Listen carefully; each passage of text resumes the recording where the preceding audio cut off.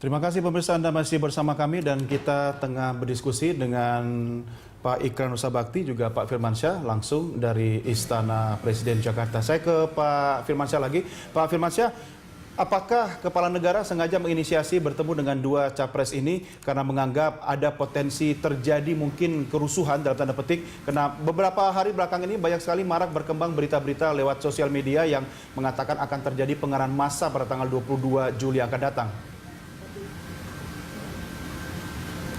Iya, Presiden menginginkan suasana kondusif, stabilitas keamanan, ketertiban, dan suasana teduh dapat terjaga sampai penyelenggaraan Pilpres ini usai. Artinya sampai KPU mengumumkan siapa pemenang pasangan Capres dan Cawapres. Dan bila mana ada pihak-pihak yang merasa ingin mengajukan ke Mahkamah Konstitusi, tentunya itu merupakan hak konstitusi masing-masing capres maupun cawapres. Namun tentunya kita semuanya berkepentingan agar lancar dan suksesnya pemilihan umum 2014. Kita telah berhasil di pemilu legislatif waktu yang lalu dan sekarang ini alhamdulillah suhu politik juga bisa dapat dijaga dengan baik. Dan Presiden ingin memastikan bahwa semuanya berjalan dengan sebagaimana mestinya. Dan itu merupakan tanggung jawab dari kita semua. Jauh-jauh hari kalau kita perhatikan juga Presiden sudah ingin memastikan bahwa TNI Polri juga bertindak netral. Itu mengapa Presiden beberapa waktu yang lalu sebelum pemilihan umum legislatif datang ke Mabes Kementerian Pertahanan berdialog dengan TNI dan kepolisian aktif agar semuanya bisa berjalan profesional, berjalan dengan baik. Pak Firmansyah, apakah pertemuan kali ini juga ada sebuah agenda khusus dari Kepala Negara mungkin terkait dengan bargaining position Pak SBY pasca tidak menjabat sebagai Presiden lagi? Saya rasa tidak ada. Hal yang diinginkan oleh Presiden SBY adalah memastikan bahwa semuanya berjalan dengan baik. Masing-masing capres, cawapres memiliki komitmen yang sama untuk menjaga persatuan, persaudaraan, kebersamaan di antara anak bangsa. Kita hindarkan bangsa ini terbelah karena Pilpres, dan Presiden SBY menginginkan setelah Pilpres usai, maka siapapun presiden dan wakil presiden terpilih harus didukung bersama-sama. Itu yang menjadi tekad dan menjadi keinginan Presiden SBY. Dan itu juga yang melatar belakangi mengapa pertemuan malam ini dilakukan. Dan Presiden SBY tadi di sambutannya juga mengapresiasi kedua pasangan Capres-Cawapres yang bersedia hadir pada acara buka puasa bersama ini di sela-sela kesibukan mereka. Dan ini merupakan itikat yang baik, merupakan niat yang baik, dan merupakan gestur politik yang patut kita apresiasi dari kedua pasangan tersebut. Baik, Pak Firmansyah, saya ke Pak Ikrar dulu. Pak Ikrar, ya, terlepas dari upaya Kepala Negara atau Istana untuk membuat tensi politik tidak terlalu tinggi jelang tanggal 22, apakah Anda melihat ada celah atau peluang bagi Kepala Negara untuk mengambil peran pasca serah terima atau suksesi Presiden nanti? Ya, kalau buat saya sih, kalau dalam artian peran itu diskusi saja mungkin bisa ya. Seperti juga itu ketika Pak Habibie ataupun Pak Harto ya.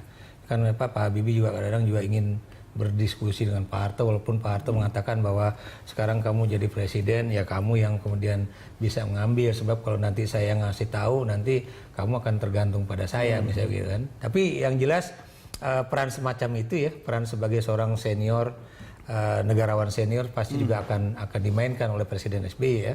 Dalam artian juga bahwa tentunya presiden yang baru ini juga pasti akan juga berdiskusi dengan presiden ya, maksudnya nanti kalau udah menjadi mantan presiden SBY untuk bicara mengenai ini ada persoalan ini, kira-kira waktu zaman Bapak bagaimana ya, walaupun mungkin awalnya itu pemerintahan yang baru juga sudah punya jawabannya tersendiri, tapi sebagai suatu upaya untuk saling menghormati ya, dan kemudian juga mencari pengalaman dari yang pernah menjadi presiden, saya pikir juga menjadi sesuatu yang cukup penting.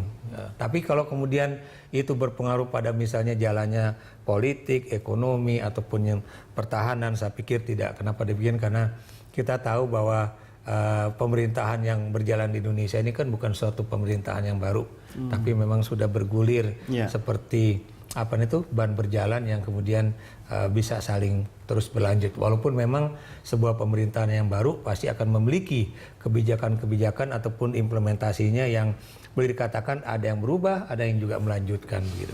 Wacana yang berkembang di lapangan Pak Ikrar katanya karena sudah mulai ada yang cikar kanan balik badan gitu terkait dengan kemungkinan kalau KPU akan mengumumkan kepada salah satu pasangan capres-capres yang akan menang sehingga bisa merubah peta koalisi atau peta dukungan terhadap capres tertentu. Kalau peta koalisi sudah pasti berubah, ya. Yang tidak akan berubah tentunya koalisi yang ada di Jokowi JK itu mereka akan tetap solid.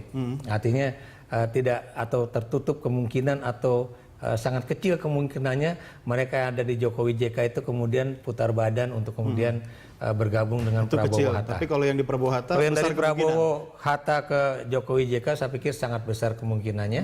Dan ini bisa kita lihat kita lihat aja, paling tidak ada 2 partai politik yang sedang menggeliat ya. Satu Partai Golkar dan kedua Partai Persatuan Pembangunan ya.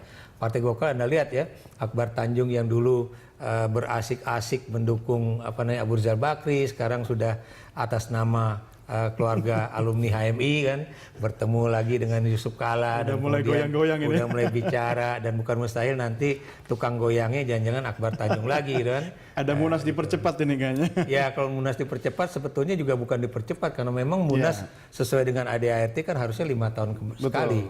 Sementara waktu itu kan karena ada satu yang mungkin dianggap karena kemungkinan ARB itu bisa menjadi calon presiden dan bukan mustahil bisa jadi itu mungkin diperpanjang 1 tahun ya nggak sampai setahun sebetulnya dari September ke April 2015 gitu kan. Ya, jadi itu dan kita lihat di P3 ya Anda bisa lihat ya bagaimana Suharto Mono Arfa juga udah mulai menggelindingkan strategi-strategi dan taktik politik dia ya. Dan nanti kita tunggu saja Sekjen P3 ya. Roma Hurmuzi bukan mustahil akan juga membuat satu keputusan pernyataan politik pada 22 Juli nanti atau sehari setelah itu ya. Jadi itu yang juga akan saya lihat menggeliat dan Anda juga lihat ya bagaimana sesepuh-sesepuh di P3 ataupun di Golkar sudah menyatakan bahwa mereka lebih baik partai itu bergabung dengan yang kebetulan memenangkan pemilu ini. Golkar selalu jadi partai yang ada di pemerintahan ya. Lagi pula alumninya juga di mana-mana. Betul. Ya. Tapi nanti kan kita bahas di segmen berikutnya. Bapak sekalian tetap bersama kami, kita break dulu, kita lanjutkan sesaat lagi.